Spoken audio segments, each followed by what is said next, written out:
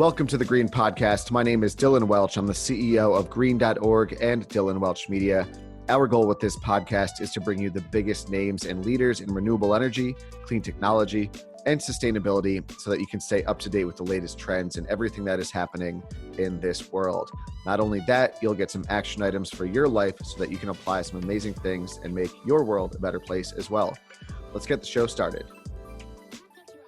Real quick, before we kick off this episode, I want to announce that we have our fall 2022 Green Summit in San Diego, September 17th. Tickets are now available, so get yours today. It's one day of different speakers in renewable energy, clean technology, sustainability, all leaders sharing their vision in TED Talk style presentations for what the world will look like with a more sustainable future. There's only 300 available seats for the event, and I know they're going quickly. There's already less than 300 by the recording of this. So go grab your ticket, green-summit.org, and let's kick off the episode. Thank you very much. Love the world we live in with EarthX TV. The only 24/7 channel. It's about protecting our future. Dedicated to our planet. The number one goal is to protect plants and animals that live there. Take action. Get inspired. Make an impact. Join me in the fight for our planet. That's what conservation takes. Join the revolution on EarthX TV. All right, everybody, we're going to bring on our final speaker of the day today. We'll get him going.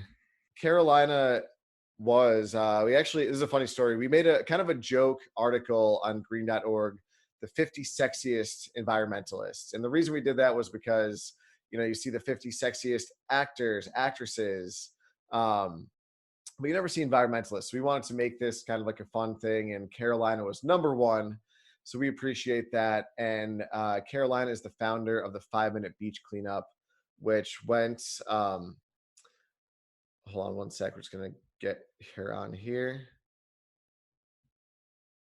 Let's see if we can bring Carolina on. There we go. Hey, Carolina, can you hear us? Yes, I can. Awesome. Carolina, thank you for being here today. Thank you for kicking things off. Carolina's going to give a presentation. So real quick, Carolina, I want to thank you for, doing all this, for being here. Really appreciate it. I've been following your journey. Super cool. One thing we talked about yesterday was going out and, taking action for your ideas. And one of those things was, you can go out and start these big businesses. We can also go out and do simple things as simple as cleaning up, your neighborhood. And you're a perfect example of doing that. And that positivity kind of inspiring other people. So thank you for doing that. Thank you for taking action. I'm going to let you take it away and give your presentation. Yes, thank you so much, Dylan, for inviting me. I'm very glad to be here. When we spoke yesterday or we emailed, I thought about giving you the presentation, giving you all a presentation. But then, now I'm thinking that I'm going to show you a video that pretty much sums up what we do at the nonprofit, or what is our mission and our main objectives. So I'll let you see this video, Dylan, and everybody. And if you want to jump into some questions right away, I would be more than happy to do that. What do you think? Yeah, let's do it. You should be able to share it and then let me know if you have any issues. Sure.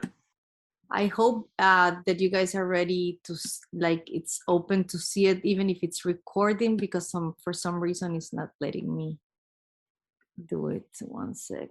Okay, here it is.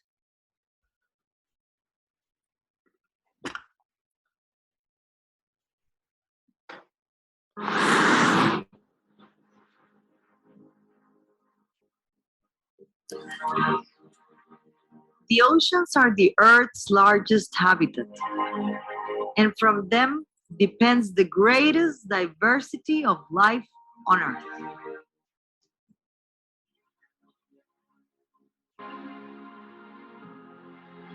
We humans rely on the oceans for their important natural resources and for the oxygen we breathe.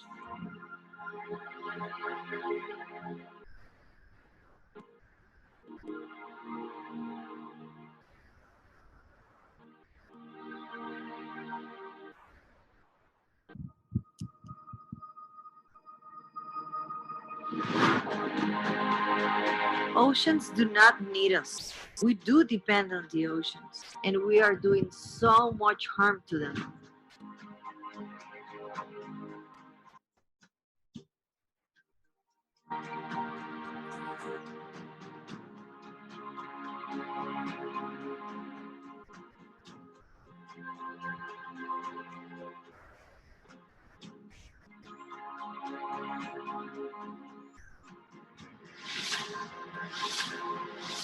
We know plastic is harming marine life, but what about us?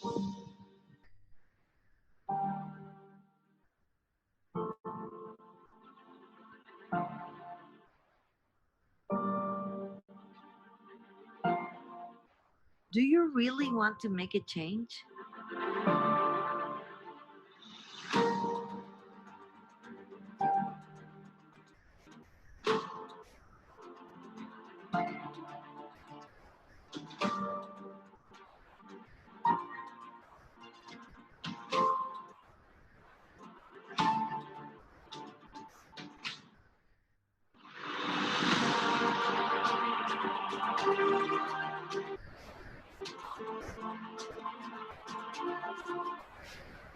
We have a responsibility to care for our planet.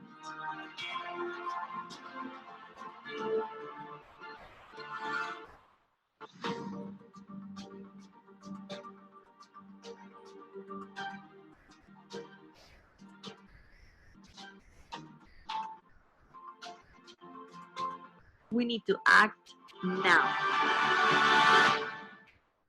Powerful stuff. So Carolina, tell us a little bit about the 5-minute beach cleanup and kind of how it all came together. Well, it came very naturally. I honestly didn't think about, um, having a huge network of people around the social channels or anything like that. It was just a simple idea that I had of recording every single cleanup I started doing at the beach where I was living at, very close to where I am now. And that transformed into a big movement where people started, not just cleaning up and sharing with the people, but also starting their own initiatives. And that's what, like, honestly, personally, it makes me really glad to see that that we have inspired others to do their own, and to start being somehow leaders themselves, not just like following other people, but start creating their new things. And that's exactly what we want, motivate people, educate people about what's going on. So that was that's how it started. Then we jumped and we created a nonprofit organization together with a group of people, in order to create more impact in the environment and do whatever we need to do. Yeah, that's super cool. And I remember kind of seeing, like, we were kind of talking before, and you said you were featured by a couple bigger media organizations, and then it just kind of like went viral and exploded from there, which I think is super cool. What was that like? Because like you said, it just started with you going out, and cleaning your ocean for 5 minutes, to all of a sudden it became sort of this global phenomenon. Like, what, from your perspective, what was that like as it was really picking up that steam? I think it was the story behind it, because people are moved by stories, and a very personal story, when it's well told, when it's being told in a good way, I think people, it's super catchy. And that's what happened. Like, I was very lucky that Gary from Sugai Watch and another organization, Make a Change World, they are in Bali. They're very good, also videographers. They made up the story in a very good way. I used to live in New York. I was, I had, for most of the people, the perfect job.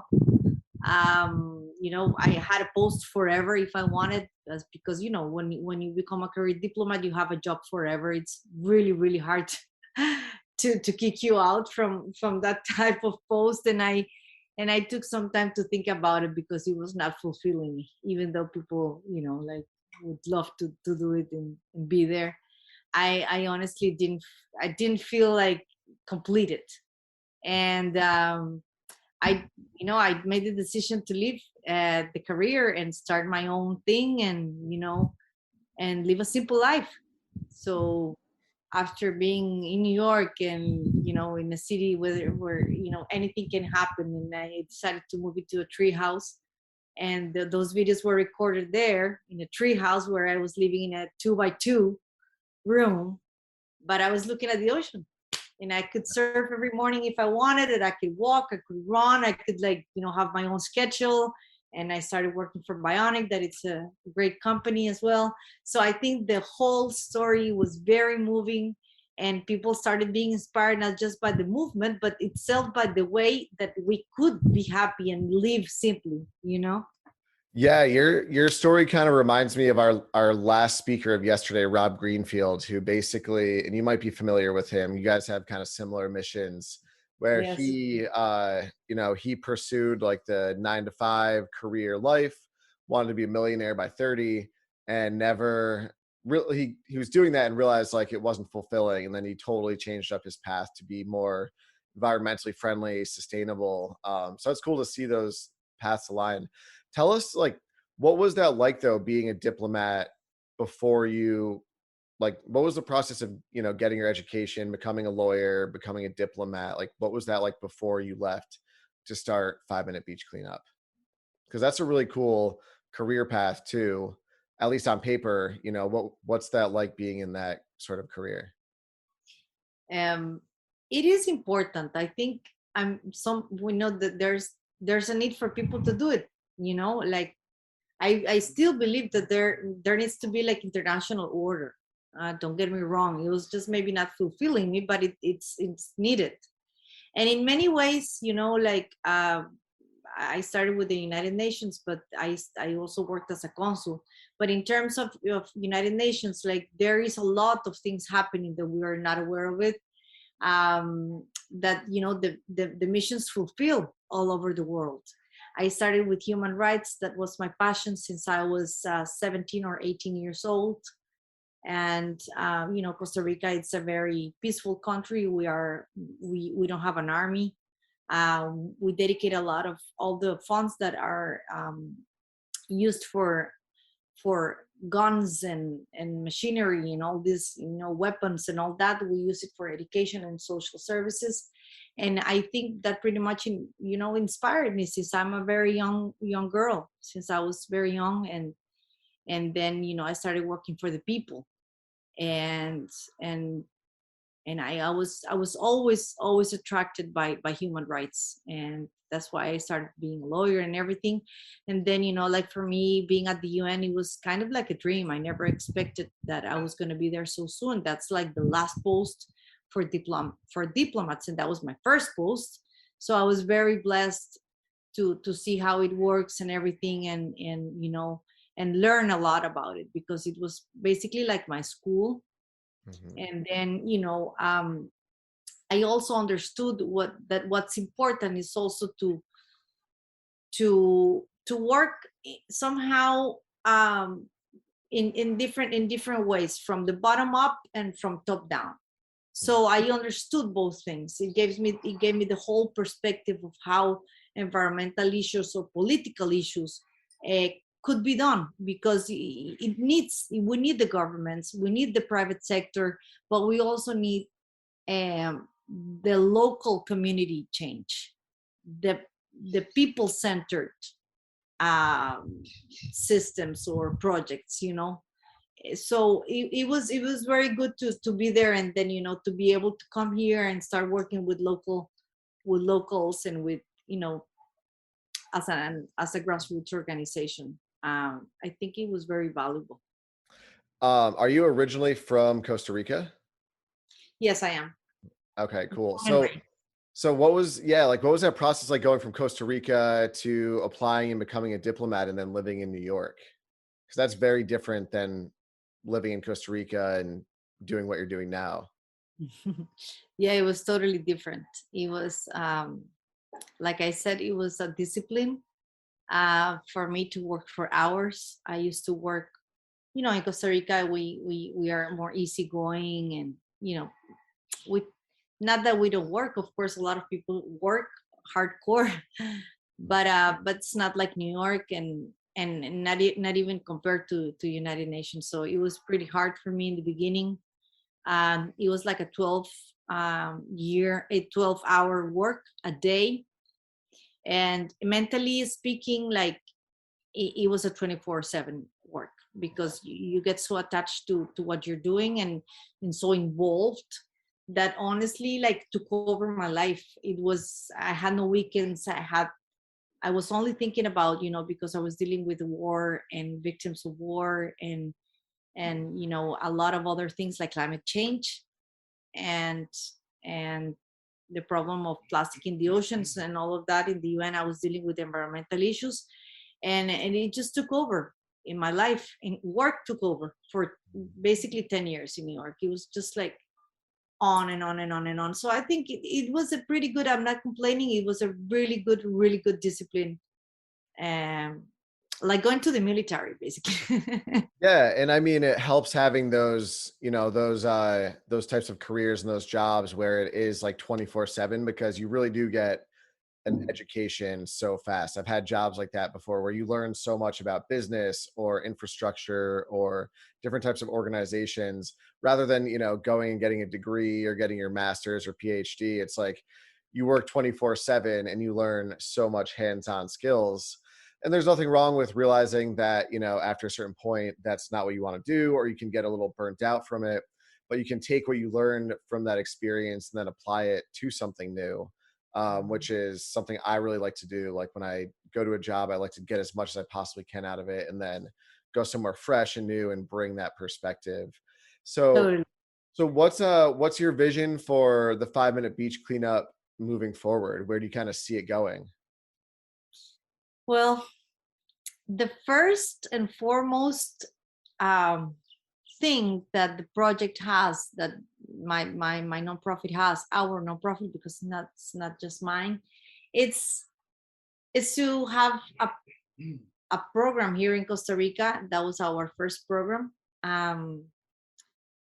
It's not the main, but it's the first, and it's to bring education to kids in Costa Rica. We really want this new administration, because elections are happening next week, and we're waiting for the new government to see if we can get approved to have a program that it's mandatory in all kids of school here in public schools, and I guess that also in private, hopefully, because we think that the kids need to be aware of what's going on in a very soft way, because we don't want to get them depressed or anything. But we design a project for the kids already, and we're gonna go and look for funds for this project. We don't need a lot of money, but we need some to make it like, with multimedia, very attractive to kids, so they want to see it, they want to learn, and they come home and they tell their parents about what's going on, and then they become the ambassadors. Let's say they become the messengers, and the teachers. They are our teachers already, so like in many ways. So I think this program could be like something that how we want to deliver our message. So that's one of the main things that we want to do this year. We have other projects very important as well, but I'm really looking forward to this one. So kind of transitioning, will you still be doing sort of the group 5-minute beach cleanup activities as well, and then adding on the educational program? Yeah, I mean, that's just one of the programs. We have other programs. We have one that is with sustainable tourism. We're placing, we have placed already stations all over Costa Rica, and then we recover the plastic and we turn it into cement blocks, eco blocks, with a company here. And that takes me to the third project that is called Trace Your Plastic, that what we want to do is like, don't give the plastic, not all of them, to the eco blocks, but to recover that plastic and make it into objects that have a story behind it. Oh, cool. And So yeah. I see. So when you actually go out, you pick up the plastic, you then take it to the eco blocks company, and they turn it into like bricks to build with. Yes, that's what we do with our cleanups. Okay. How did you? That for 4 years almost. How did you find that organization to partner with? They are a company. They're the biggest cement company in Costa Rica. They also work in Central America, and I think that's a great initiative. I mean, they were looking for funds for investors to make it bigger because they can only take plastic from like few organizations like us and like maybe two or three more because they don't have a lot like industrial machines or anything like that. It's like, you know, compared to what they need, it's really small. So I really hope that they become bigger. I mean, I just don't want, it's not a competition for us. Like we really need that. We need that. But they need to pay us, you know, that in order to be a circular economy model, like they need to pay you for what you do. And Yeah. that's exactly what I want to do. Like, you know, I want to pay people in the future. I dream with it. I don't know when that's going to happen, but I hope that with the, if I make a trade, let's say I make a trade or I make a plate or I make a like chair out of plastic, you know, I want to pay the people who recover the plastic, and I want to give them credit, and we want to have a QR code that it would be measured with blockchain, and we want to, you know, we want people to know, oh, this was recovered by, you know, by this hotel or this organization, and you know, it's one of our projects, and I really want to make it happen in the next few years. Yeah, I mean, it makes sense. Why wouldn't they pay you guys if you're going out and providing them with the materials that they're building their products with, and then they're going out and selling it or using it to build things? That makes sense. And that would be great too, because then you can start building jobs and paying people to actually go out to places and pick up plastic off the beach. That's pretty much win-win, the dream right there. So what could we do to help you get to that level? I mean, I really like, we would really appreciate if you could bring people to our website and donate, even if it's a little bit, you know, we can start with whatever amount you need. We are really hoping to have every effort that we take visibly in our website, and everything is going to be public. Our finances, everything, they need to be public, you know, for people to know what we're spending, what we're doing with the money. Other people don't want to donate, but they want to participate. And we also are going to be opening a volunteer program very soon from abroad or in Costa Rica. We would love to partner with other people that could host volunteers. So, you know, there are many ways to help. And the third way is to start making a change wherever you are. You know, even if it's a little bit, or, you know, like small acts, that's one way that you can help us and help the environment too. Yeah. Is the 5 minute beach cleanup, is that only in Costa Rica? Like, are you heading it and you organize the events, or are there other people and chapters kind of around the world that are organizing it themselves too? I mean, that's one of our ideas as well, to have chapters in different parts. For example, we have partners in different in other places. For example, in Paris, we have a partner, and they have a nonprofit organization where they organize cleanups during the summer in France. And we receive a lot of like requests from people to open chapters in different parts of the world. And in the beginning, we opened one in the Philippines, we opened one in Panama. But, you know, like now after the pandemic and everything, things kind of like started slowing down with that. And I think that I want to be a little bit more prepared, like in terms of like, how can I offer the chapters, all of our programs, you know, like, so let's say in Panama, for example, they open a chapter, but they don't know what they're going to do with the plastic. So that's that missing part. So I first need to like polish our programs in Costa Rica, make it effective, and see like how can we replicate them in other parts of the world, because, you know, that's exactly what we want to prove right, you know, first.